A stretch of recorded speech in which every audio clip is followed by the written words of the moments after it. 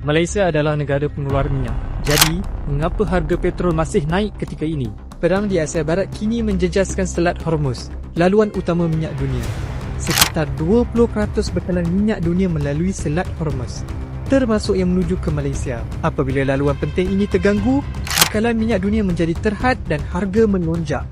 Dalam masa kurang seminggu, harga minyak dunia melonjak daripada sekitar $70 kepada hampir $120 setong. Ini kenaikan lebih 70% dalam tempoh yang amat singkat. Malaysia negara pengeluar minyak, kita patut untung. Maka timbul persoalan, bukankah Malaysia sepatutnya beruntung dengan kenaikan mendadak harga minyak dunia ini? Hakikatnya ada satu fakta penting yang jarang disebut tentang minyak Malaysia. Benar, Malaysia memang mengeluarkan minyak, tetapi Malaysia juga mengimport lebih banyak minyak daripada yang kita ekspor, dan hampir separuh bekalan minyak negara diimport melalui Selat Hormuz. Tahun lalu, Malaysia mengeksport minyak mentah bernilai sekitar $5.5 bilion, tetapi kita mengimport hampir $12.6 bilion. Ini menyebabkan defisit melebihi $7 bilion. Minyak mentah perlu dibeli dari luar negara, ditapis, diangkut dan diinsurenskan sebelum sampai kepada pengguna. Apabila perang berlaku, semua kos ini melonjak. Kenaikan ini bukan sekadar angka di pasaran dunia. Ia memberi kesan kepada kos pengangkutan, harga makanan dan perbelanjaan harian keluarga di seluruh negara. Dalam keadaan sukar ini, Malaysia memilih untuk menanggung sebahagian tekanan kos dunia bagi melindungi rakyat. Ketika harga pasaran minyak meningkat mendadak, rakyat tidak perlu membayar harga penuh. Namun, subsidi kerajaan terpaksa ditingkatkan secara mendadak. Daripada RM700 juta sebelum konflik, subsidi bulanan RON95 dan diesel melonjak kepada RM3.2 bilion hanya dalam tempoh kurang seminggu. Seperti mana cabaran-cabaran lalu yang telah kita tempuhi bersama, insya-Allah Malaysia punya kekuatan untuk terus berdiri teguh dan melangkah ke hadapan mengharungi cabaran ini. Selamat datang ke TV Rosak Studio, channel yang kupas fakta, cerita dan realiti dunia yang kadang-kadang kita terlepas pandang. Pernah tak kau berdiri depan pom minyak, tengok harga naik beberapa sen, tapi dalam hati rasa macam naik banyak? Hari demi hari, minggu demi minggu, harga minyak di Malaysia nampak macam semakin mahal. Ada yang mula mengeluh, ada yang tertanya-tanya, Malaysia kan negara ada minyak, kenapa harga masih naik? Soalan ini sebenarnya bukan soalan biasa. Ia persoalan yang menyentuh kehidupan harian kita. Dari kos pergi kerja, harga makanan, sampai ke perbelanjaan keluarga. Bila minyak naik, semua benda lain ikut terasa. Seolah-olah satu kenaikan kecil di pam, minyak memberi kesan besar kepada seluruh ekonomi. Tahun 2026 menjadi antara tempoh yang mencabar. Dunia tidak stabil, konflik di luar negara, ekonomi global yang bergelora, nilai mata wang yang berubah. Semua ini akhirnya sampai kepada kita, rakyat biasa, dalam bentuk harga minyak yang semakin meningkat. Namun adakah benar semua ini berpunca dari luar sahaja? Atau ada faktor dalam negara sendiri yang memainkan peranan? Adakah kerajaan sebenarnya boleh kawal harga minyak sepenuhnya? Atau kita semua terikat dengan sistem global? Dalam video kali ini di TV Rosak Studio, kita akan bongkar satu persatu sebab sebenar kenapa harga minyak di Malaysia naik pada tahun 2026 bukan sekadar teori, tapi realiti yang berlaku di belakang tabir. Bersedia, sebab apa yang kau akan dengar mungkin akan ubah cara kau melihat harga minyak selama ini. Sebelum mula, jom kita berpantun dulu. Pergi ke pekan membeli selasih. Singgah sebentar di tepi muara.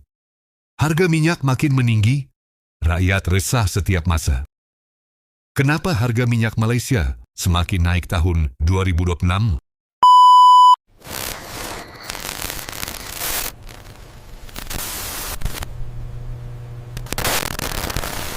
Kenaikan harga minyak di Malaysia pada tahun 2026 bukanlah satu fenomena yang berlaku secara tiba-tiba. Ia adalah hasil daripada gabungan pelbagai faktor kompleks yang saling berkait antara satu sama lain, dari peringkat global hingga ke dasar dalam negara. 1. Harga minyak mentah dunia meningkat. Faktor utama adalah harga minyak mentah global. Walaupun Malaysia ada pengeluaran minyak sendiri, harga tempatan tetap dipengaruhi oleh pasaran dunia.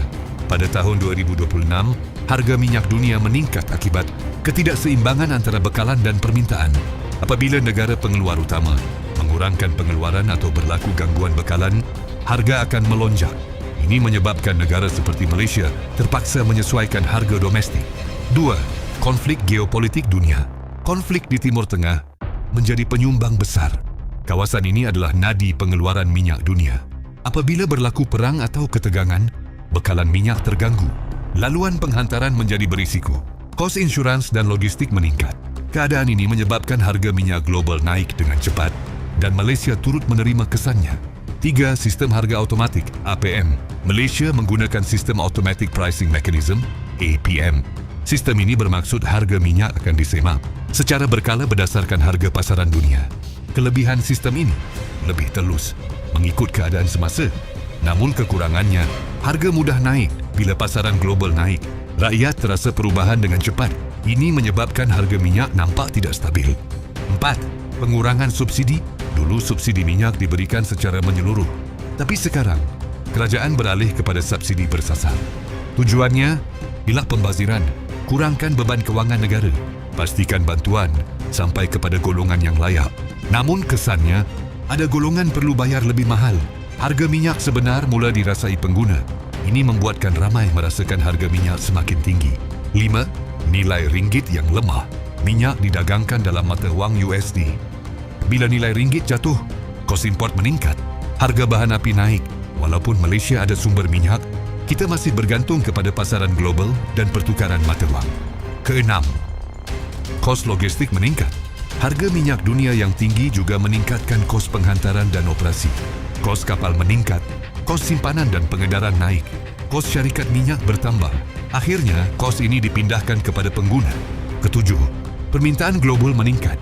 Selepas pemulihan ekonomi dunia, industri berkembang semula, pengangkutan meningkat, pelancongan kembali aktif.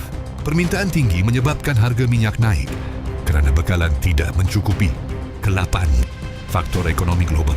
Inflasi global dan ketidaktentuan ekonomi juga memainkan peranan. Kos pengeluaran meningkat, harga tenaga naik, pasaran menjadi tidak stabil. Ia ini menambah tekanan kepada harga minyak. 9. Kesan kepada rakyat. Kenaikan minyak memberi kesan besar. Harga makanan naik, tambang meningkat, kos hidup bertambah. Minyak adalah asas kepada banyak sektor. Jadi kesannya sangat meluas. 10. Muskeritimah usaha kerajaan.